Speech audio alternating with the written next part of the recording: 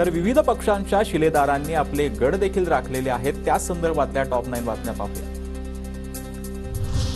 बारामतीत काका पुतण्याच्या लढाईमध्ये काका अजित पवारांनी मारली बाजी। योगेंद्र पवारांचा पराभव तर काटेवाडी दादांच्या कार्यकर्त्यांचा जल्लोष।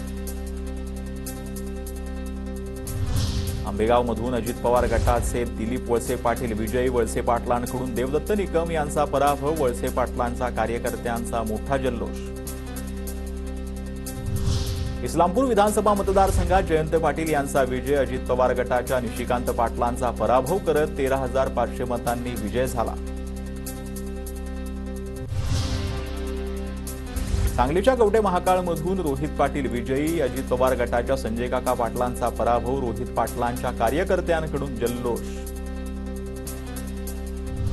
कामठी मतदारसंघातून भाजपच्या चंद्रशेखर बावनकुळेंचा विजय। काँग्रेसच्या सुरेश भोयर यांचा पराभव।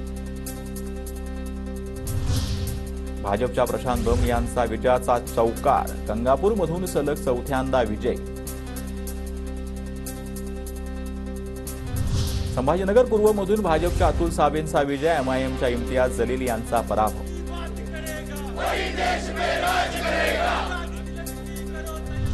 सिल्लोडमधून शिंदे गटाच्या अब्दुल सत्तारांचा 2,949 मतांनी विजय। ठाकरे गटाचे सुरेश वणकर पराभूत। संभाजीनगर पश्चिममधून संजय शिरसाट यांचा दणदणीत विजय। ठाकरे गटाच्या राजू शिंदेंचा 16,220 मतांनी पराभव।